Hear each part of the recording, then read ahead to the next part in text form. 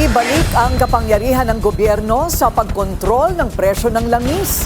Yan ang panawagan ni Senate President Tito Soto para supilin ang mga oil company na nangaabuso umano sa krisis sa Middle East. Narito ang agenda report ni Hannah T. Repeal the law. We are going back. Madali ako makausap eh. Repeal the law. Gustong ipatigil ni Senate President Tito Soto ang Oil Deregulation Law.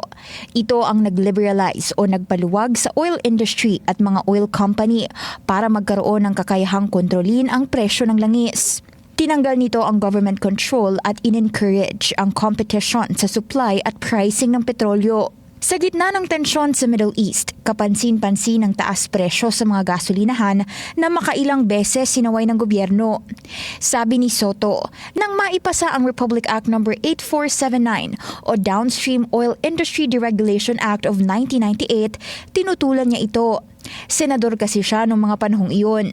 Yun ang dasal ko noon, yung pang-ending ko nung voting speech ko na kumukontra ko. Sabi ko, I pray to God that I'm wrong and that you are right. Para ika nga makita, lumalabas, di ba? O ano ngayon? Oil deregulation, sinabi na namin eh. Ibalik na lang daw sa gobyerno ang intervention pagdating sa presyo ng langis. Baka pagkakataon na ngayon na, eto na, tama kami. Oo. Tigil na natin yan. Oh, Repeal natin yan. Balik natin na kaya kontrolin ng gobyerno yung mga oil companies. Balak niyang maghain ng panukala para i-repeal ang Oil Deregulation Law. Depende sa kung ano ang magiging aksyon sa Senado pagdating sa pagbibigay ng special powers kay PBBM para isuspinde o bawasan ang excise tax sa langis. Nakatanggap na raw ng humigit kumulang 500 complaints ang Department of Energy pagdating sa mga gas station na nananamantala sa sigalot sa Middle East. What we have done is for them to show to us what's the reason of their unreasonable increase. And so far, 55 na yung na-issue namin.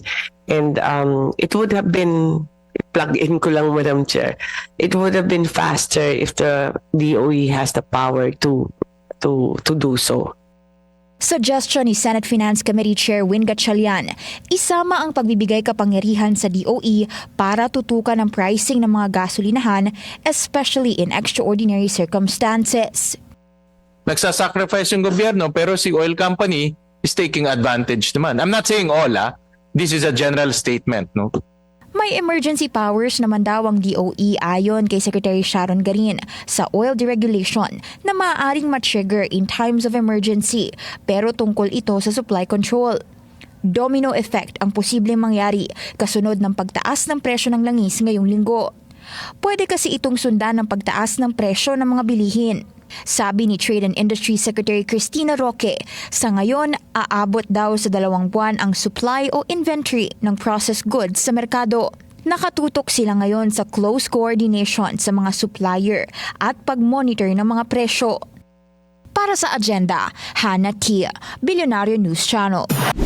Manatiling nakatutok sa Billionaire News Channel. Sumubaybay sa aming social media accounts at mag-subscribe sa aming YouTube channel para sa mga bago at eksklusibong balita.